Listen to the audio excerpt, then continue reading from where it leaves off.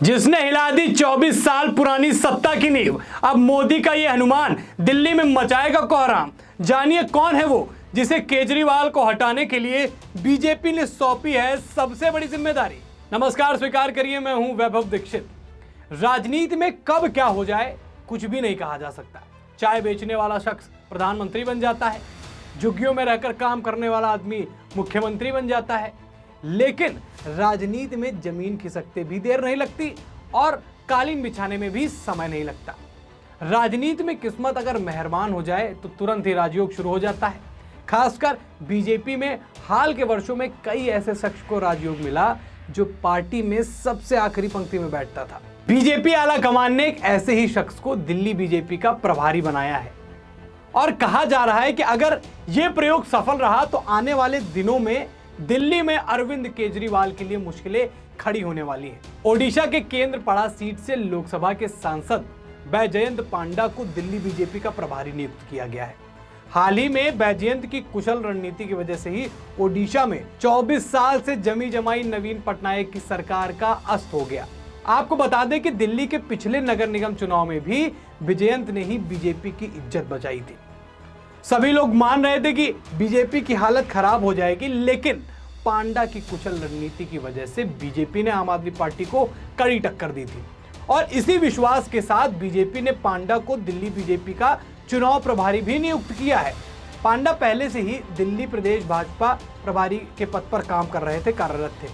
हरियाणा जीत से उत्साहित बीजेपी जो है अब वो नए नए प्रयोग कर रही है।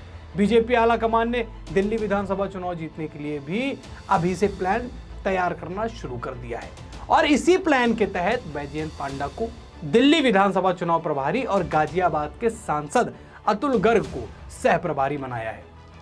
बीजेपी में मोदी युग की जब से शुरुआत हुई है कई ऐसे चेहरे सामने आए हैं जो बीजेपी में थे तो जरूर, लेकिन दिखे नहीं।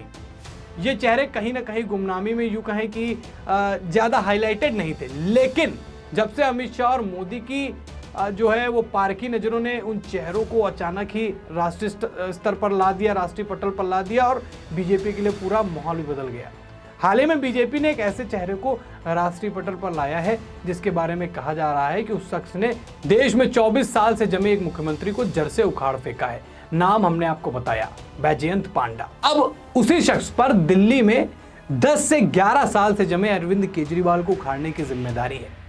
मोदी सरकार के आने के बाद बीजेपी में अर्श पर बैठा आदमी भी फर्श पर बैठ जाता है, वहीं सालों से फर्श पर बैठा आदमी अचानक अर्श पर आकर बैठ जाता है। मनोहर लाल खट्टर, डॉक्टर मोहन यादव, भजन लाल शर्मा, भूपेंद्र भाई पटेल, नायाब सैनी इसके ताजा उदाहरण हैं और इसी कड़ी में अब एक बड़ा नाम बैजयंत पांडा का भी जुड़ गया है जिस पर बीजेपी केंद्रीय नेतृत्व ने काफी भरोसा किया है।